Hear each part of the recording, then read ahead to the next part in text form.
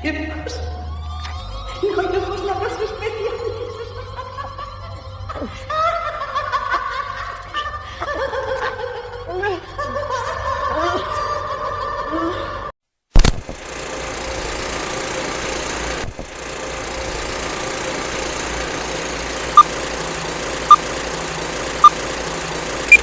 Please subscribe to our channel. Sister Death is the prequel to the 2017 Spanish drama Veronica. The prequel, as the name suggests, delves into the life of Sister Narcisa, or Sister Death, as she was named by the school students. Sister Death begins with old footage that shows a little girl holding her rosary toward the sky with scores of people surrounding her. The scene cuts to the present, and we're introduced to Hermana Narcisa, who has joined a convent school to teach young girls hailing from a low-income background. Once in the building, Narcisa meets Mother Superior and Sister Julia, who informs her of her responsibilities.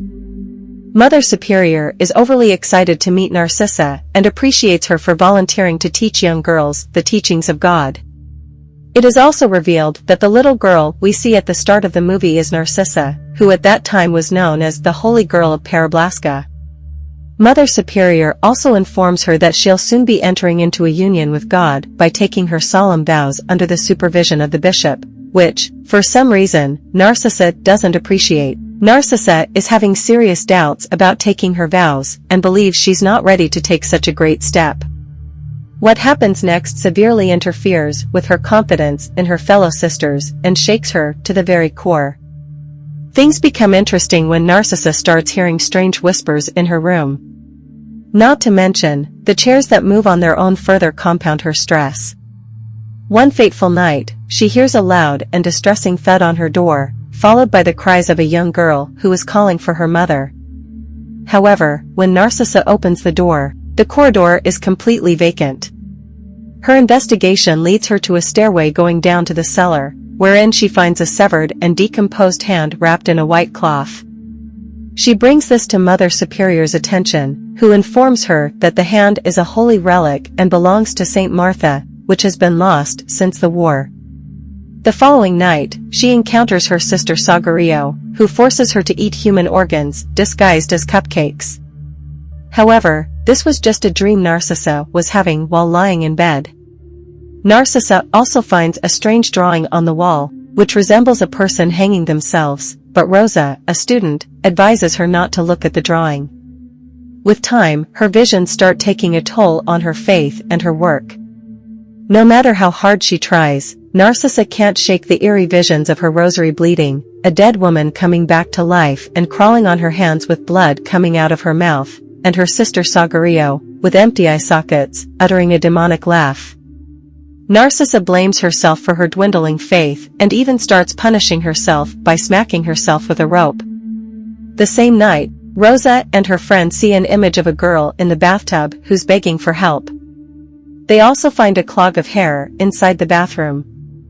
Rosa tries telling this to others but is instead blamed and slapped for cutting another girl's hair. She tries convincing Julia and Narcisa of her innocence, but it proves ineffective. Sister Julia even throws her into some sort of prison and advises others not to let her out. Narcisa visits Rosa and asks her about the girl she's claiming to have seen in the bathroom. Rosa reveals that weeks ago, she told Sister Ines about the girl and advised her not to play with her or touch her drawings. However, Sister Ines didn't believe Rosa and drew the last leg of the game of hangman, the drawing on the wall, to show the students that nothing would happen. But the girl wrote Ines' name under that, making her leave the convent. Mother Superior, on the other hand, claims Rosa is lying and is creating absurd stories. Narcisa dreams that Mother Superior has given her Ines' dress to wear on the day of her vows. Unfortunately, when she leaves, the dress begins to tighten itself, waking Narcisa. Narcisa starts believing what Rosa is saying is true, and she's not losing her mind. She requests that Rosa help her see the girl. Like Sister Ines, Narcisa and Rosa together draw the last leg of the hangman drawing. They also recite their prayers to protect themselves from what's going to happen next. So, does Narcisa see the girl? At first, nothing happens, but soon, the chair begins to move. Rosa sees a different spirit standing behind Narcisa, who, for some reason, is not visible to her. Rosa says the spirit is talking to her, but before she can say anything, she disappears into thin air. Narcisa desperately tries to find her, but she's nowhere to be found. She begs Sister Julia to help her, but the latter denies it and blatantly calls her a liar. Narcisa gets trapped inside a confession box, where a voice calls her selfish, claiming she has taken advantage of a young girl to satisfy her curiosity.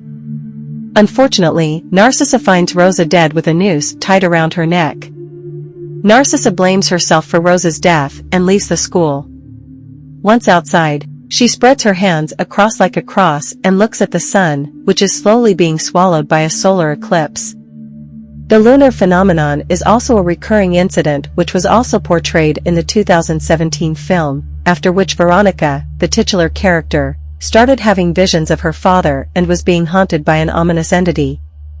Soon after witnessing the solar eclipse and losing her sight, Narcisa starts having nightmares about the statue of Christ being burned and scores of men plundering the church and school. She also sees a man raping one of the nuns while she's begging for the Lord to save her. Narcisa wakes up in her room and appears to have lost her vision. She tries telling Julia about what she saw earlier, but Julia chides her and claims she's working with the devil.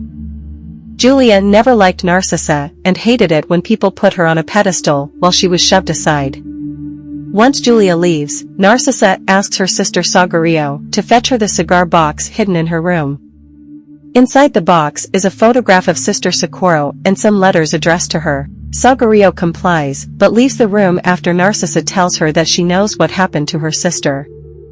In reality, the woman Narcisa saw being raped in her visions was Sister Socorro. Socorro became pregnant and, a year later, gave birth to a girl who was raised in the school. Unfortunately, one day, she caught a high fever, and Socorro begged her fellow sisters to take her to the hospital. But the sisters tried to treat her fever by putting her in the bathtub. In the struggle, the girl hit her head and died. The loss of her child was too much for Socorro to bear, and she hanged herself in the room. So, the girl who keeps crying in the hallway is Socorro's daughter. Now, Socorro has risen again, wanting to punish those who killed her daughter.